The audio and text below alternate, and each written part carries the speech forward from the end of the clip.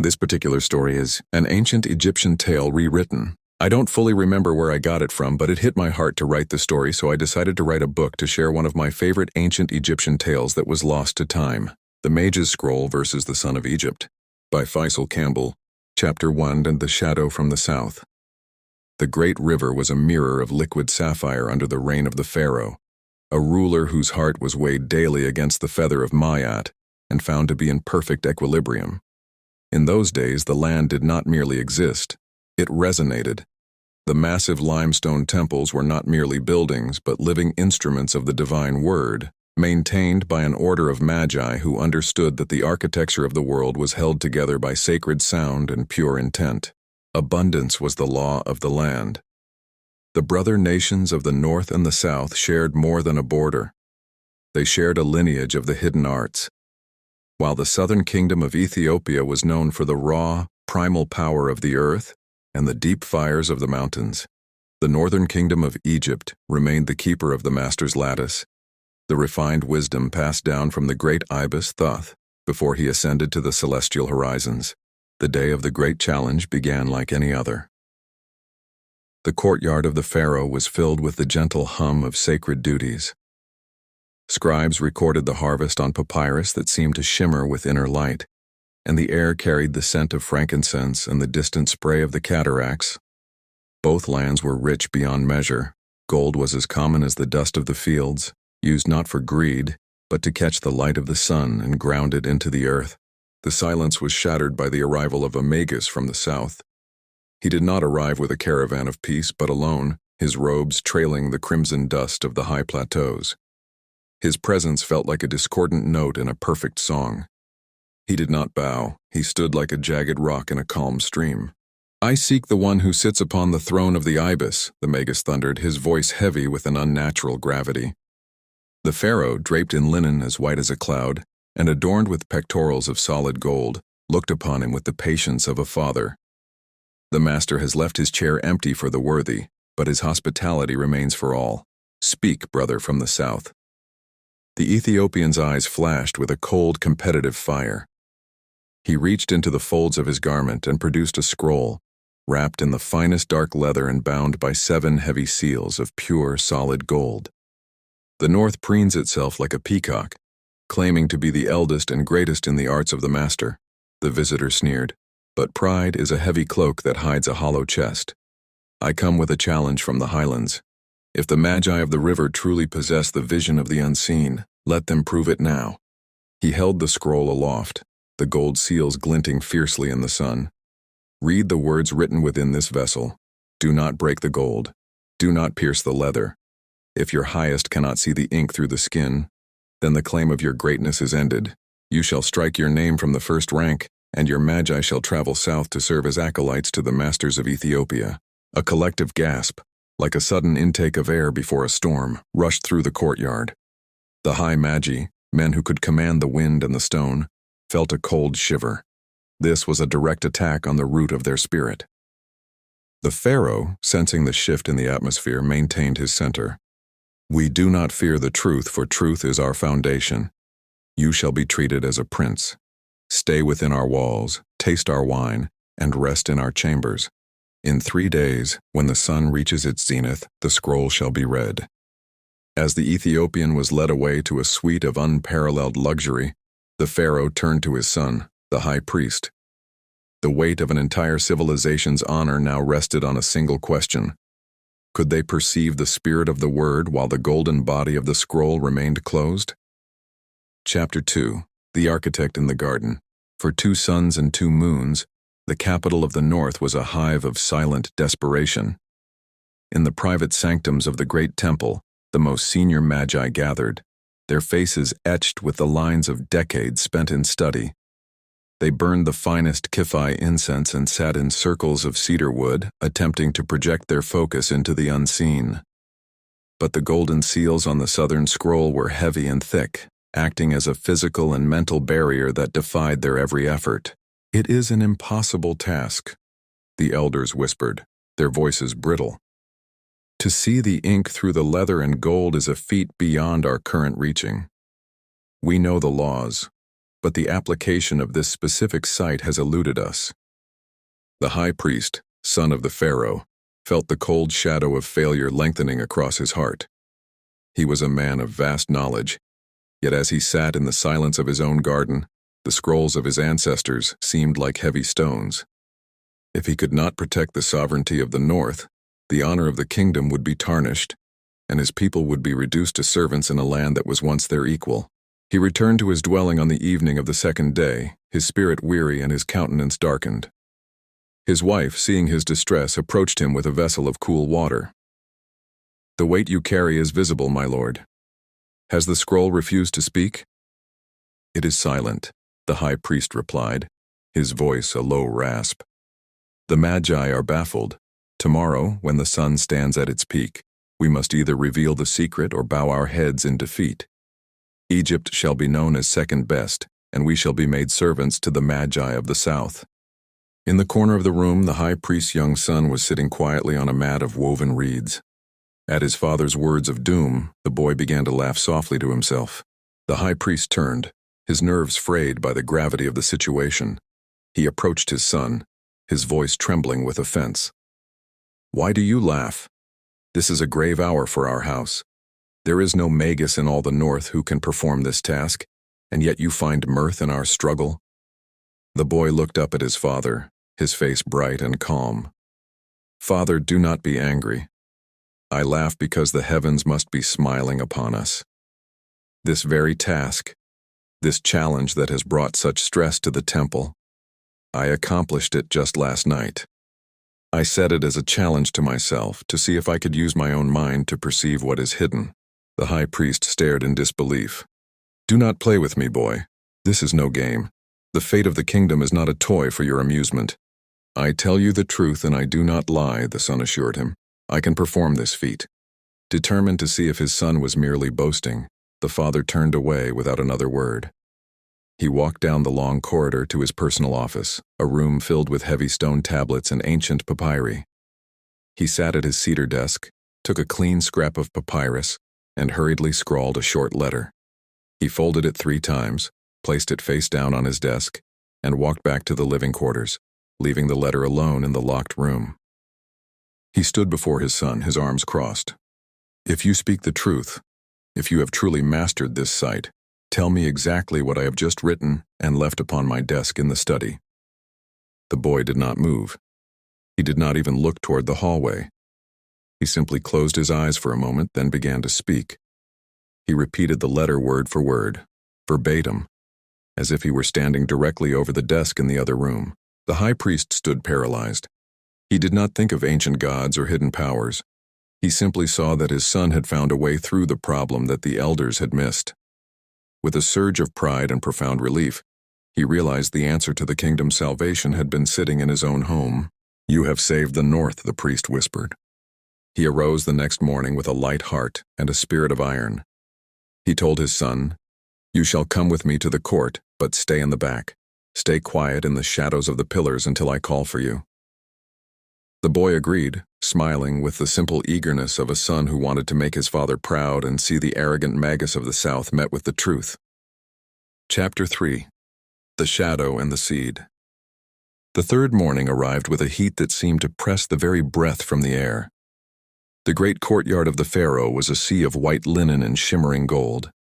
The high magi of the North had gathered, their faces weary and shadowed with the fear that the sun was setting on their era of greatness.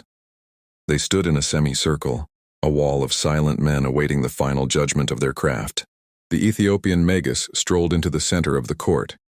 He had spent the last 2 days indulging in the finest pleasures of the North, and his arrogance had grown into a palpable weight.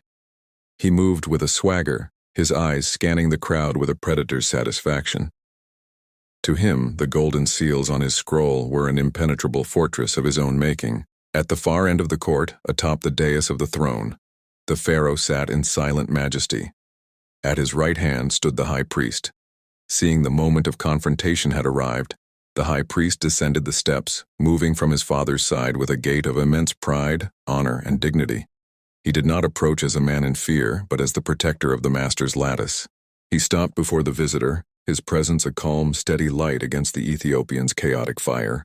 You come here with disrespect, thinking that the North has forgotten the roots of its power, the high priest said, his voice carrying to the farthest pillars with effortless authority.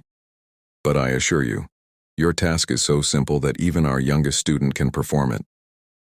At these words, a wave of cold shock rippled through the gathered maji of the North. A murmur of disbelief rose from the ranks of the elders. They looked at one another with wide eyes, whispering in fear and shame. They believed their high priest had finally succumbed to the stress and gone mad, surely sealing their doom with such a reckless claim. Hearing the desperate murmurs of the Egyptian magi, the Ethiopian erupted in a harsh, grating laugh. He saw their fear as proof of his victory. A student? Your own masters tremble at your words. You would mock me with a child at the hour of your surrender? The high priest ignored the jeers of the visitor and the panicked whispers of his peers. He signaled toward the back of the court. Step forward, my son. A young boy emerged from behind the massive stone pillars. He looked small and unassuming against the grandeur of the pharaoh's throne, but he walked with a steady pace that did not falter. As he reached the center of the courtyard, the Ethiopian magus stepped forward to meet him. The contrast was absolute. The southern magus was a towering figure of dark, embroidered silk and heavy gold ornaments, his shadow stretching long across the stone floor, completely engulfing the boy. He stood like a monolith of iron and pride, looking down from a great height with a sneer of pure contempt. The boy, in his simple linen, stood in that shadow, a small seed planted in the path of a storm. Is this the joke the North plays at the end of its time? The magus asked, his voice booming like thunder over the child. The boy looked up, his expression calm and his eyes untroubled by the darkness looming over him. Please, sir, express the challenge once more, so that there is no confusion before the court. The Ethiopian confidently pulled the scroll from his robes. The 7 golden seals caught the light, gleaming like the eyes of a beast. He held it high above the boy's head, forcing the child to look up at the prize and the price. If you can read this without breaking the gold or touching the leather, then Egypt remains the greatest. If you cannot, your people are mine. The boy smiled. He did not touch the scroll. He did not even lean closer. Instead, he laughed softly, a sound of genuine amusement that rippled through the tense courtyard. Shall I begin? The boy asked. Whenever you are ready, young one, the magus replied, crossing his arms and looming even closer, his presence intended to crush the boy's spirit before he could speak a word. The boy took a single breath, the laughter fading into a focused silence. The entire courtyard held its breath as the small figure in the great shadow prepared to speak the first word of a story lost to time. Chapter 4: The Tale of the Tethered Golem. The boy stood in the long shadow of the Ethiopian, yet his voice was like a sunbeam cutting through a dark temple. He did not touch the scroll. He simply looked at the gold seals and began to read the spirit of the ink. On this papyrus, the boy began, it is written that 5 centuries ago, a circle of magi sat in the high mountains of Ethiopia. They drank deep of their own pride and began to speak of the North. One among them, a man of great vanity, stood and declared to the heavens, I alone possess the power to subdue the Pharaoh. I alone can make the North kneel through the art of my own hands. The boy paused, his eyes fixed on the towering magus. The king of Ethiopia overheard this boast. He summoned the man and asked, Is your word true? Can you bring the crown of the North to its knees? The magus, caught in the trap of his own bragging, was afraid, yet he could not lose face before his king. He declared, It is true, and the king commanded him to prove it. The courtyard was silent save for the boy's voice. That night, the boy continued, the magus summoned a golem of shadow and clay. He sent it across the sands with a dark command. While the pharaoh of the North lay in his chambers, the golem entered like a thief.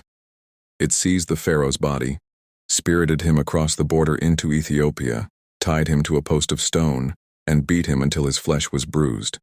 Then, before the first light of the sun, the golem returned the pharaoh to his bed and vanished. The pharaoh on the throne narrowed his eyes, feeling the ancient phantom of that pain. This happened for many nights, the boy said. The pharaoh would wake in his bed, his body aching and sore, thinking he had suffered a terrible dream. He could not understand why his physical form bore the marks of a struggle he could not remember. In his distress, he sent for the master, Thoth. The master observed the king, and with a soft laugh he saw the thread of the spell. He did not bring an army. He brought a single medallion of silver and sapphire. The master told the pharaoh, "Wear this as you sleep. It shall be your shield." That night, as the golem emerged from the shadows to seize the king, the medallion flared with the light of the stars. The golem was frozen in its tracks, unable to touch the royal flesh. The pharaoh awoke, and the master entered the room. With a wave of his hand, Thoth reversed the magic, making the golem his own. The Ethiopian mage's hands were now visibly shaking, the gold-sealed scroll rattling in his grip. The master forced the golem to speak. The boy's voice rose in power. The creature confessed the game of the southern king and the boast of the magus. But Thoth did not destroy the creature. He sent it back. Now the game was reversed. Every night the Ethiopian king was taken from his bed, tied up and beaten by his own creation. After many nights of this horror, the king of Ethiopia broke. He admitted defeat. He declared that his actions were unjust and that the north was truly the greatest. The boy stopped. The Ethiopian mage looked as though he might collapse. The secret was out. The scroll had been read word for word, verbatim. The magus opened his mouth, his voice trembling with fear, ready to declare that the north had won so he might escape with his life. "Wait," the boy said, his voice dropping to a low, chilling resonance. "There is more to the story, and this part is not written on the scroll." The Ethiopian froze. After the king surrendered, the boy continued. He was filled with rage at the man who had brought this shame upon him. He had the magus tied and publicly lashed before the people. He banished him into exile, saying, "You shall never set foot in the highlands again until you can prove your magic is greater than the north." For 500 years, that magus has wandered the dark places of the world. He used a forbidden magic to preserve his own body, keeping himself alive long after his time should have passed. He waited for the north to forget. He waited until he thought our sight had dimmed, so he could return with a challenge he thought was impossible. He did this not for his country, but for himself, so he could finally return home and regain the honor. He lost 5 centuries ago. The boy looked the towering man in the eyes. The magus in the story is the man who stands before us today. The Ethiopian's eyes turned from horror to a predatory, ancient rage. The mask was gone. The man was exposed not just as a challenger, but as a criminal of the First Age. Chapter 5, The Sun and the Ash. The atmosphere in the courtyard shifted from stunned silence to a violent electric tension. Exposed as a ghost of the past and a criminal of the First Age, the Ethiopian mage let out a low, guttural growl that sounded like the grinding of tectonic plates. The mask of the dignified guest shattered completely, revealing a face twisted by 5 centuries of bitterness and the dark preservation of his flesh. "I have walked the hidden paths of the void while your ancestors were still learning to write," the mage shrieked, his voice cracking with a frantic ancient pride. "No child of the Nile shall dismantle my honor." In a fit of blinding rage, he thrust his hands forward, weaving the air into a jagged, dark force of pure destruction. It was a spell designed to unmake the spirit, a chaotic frequency meant to erase the boy where he stood. But the boy did not flinch. He did not even brace himself. With a casual, almost bored wave of his finger, the dark energy hit an invisible wall of perfect resonance and vanished into nothingness. The spell was not just blocked, it was dissolved. The Ethiopian's eyes widened. "Impossible. You have not lived long enough to know the counter-hymns of the void." Driven by an ego that refused to accept defeat by a youth, the mage reached into the earth itself.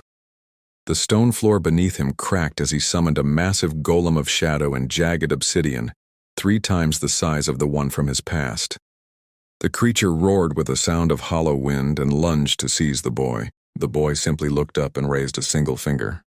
"Stop," he commanded. The word carried a weight that the creature could not withstand.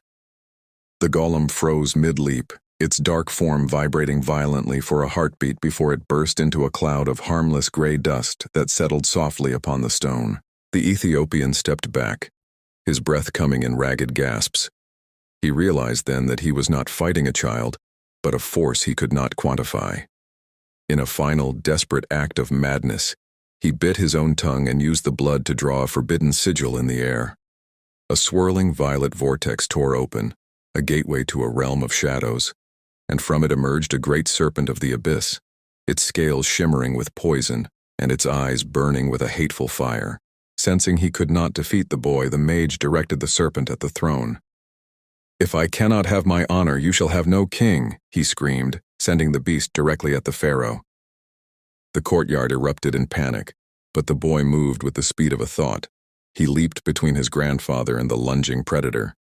As the serpent opened its maw to consume him, the boy reached out with a steady hand and caught the beast firmly by its neck. To the eyes of the onlookers, the world seemed to ripple. The massive, terrifying serpent began to shrink and stiffen in the boy's grip. By the time he pulled his hand back, he was holding nothing but a dry, brittle twig. He snapped the wood with a sharp crack and dropped the pieces at his feet. The Ethiopian mage was broken. In a last reflexive surge of terror, he gathered the remaining heat of his life force into a roaring fireball and thrust it at the boy. With a graceful sweep of his hand, the boy didn't extinguish the flame. He simply redirected its path. The fireball swerved in a perfect arc, returning to its creator with a roar. It consumed the mage instantly, leaving no scream, only a pile of fine ash that the desert wind began to carry away. The courtyard remained silent for a long moment before erupting in a thunderous wave of wonder and joy. The magi who had whispered of their priest's madness now fell to their knees in awe. The high priest looked at his son with a shock that transcended fatherly pride, and the pharaoh stood from his throne, his eyes filled with a profound, quiet recognition. They looked at the child who had saved the kingdom with a power that bypassed all their years of study. They did not know when his mind had quickened or how he had mastered the root. But as the light of the setting sun caught the boy's eyes, a single thought moved through the hearts of everyone present. The master has returned. The ibis has found a new home. He believed that by casting a shadow over a child, he became a giant. But the law of the great master is immutable. A mind consumed by the measurement of its own height, compared to its brother, is a mind that has stopped growing. It is a spirit that has retreated into a fortress of its own making, barricading the doors against the very wisdom it claims to possess. The magus did not come to the north to share a truth. He came to feed a hunger that could never be satisfied. For no amount of external praise can fill a vessel that is cracked at its base. The boy, however, stood as the antithesis of this struggle. He did not seek to be great. He sought only to be clear. He did not practice the sight to defeat an enemy, but to understand the world. Because he had no need to be more. He became the instrument through which the all could speak. He was not a towering monolith. He was a clear window. And as the sun shines through the glass without effort, the truth moved through him to shatter the illusion of the mage. The lesson remained etched in the hearts of the magi who watched the ash scatter. They realized that the moment a man declares himself the master of another, he has admitted his own lack of mastery over himself. He who seeks to enslave the minds of his brothers is merely the first prisoner of his own vanity. The higher he builds his pedestal of pride, the further he removes his feet from the solid ground of the root. In the end, the gold seals were not what held the secret. It was the mage's own heart that was sealed tight. And just as the boy read the scroll without touching it, time reads the heart without asking. The proud man falls not because an enemy is stronger, but because the weight of his own armor becomes too heavy for his soul to carry. The North remained sovereign not because of its walls, but because its wisdom remained humble enough to be held in the hand of a child. The final decree. It is never about how much power you actually attain. It is in how you choose to wield it. For true power can never be wielded out of order, and out of order, it can never be. This is a divine decree from the heavens of all. The Mage's Scroll versus the Son of Egypt, by Faisal Campbell,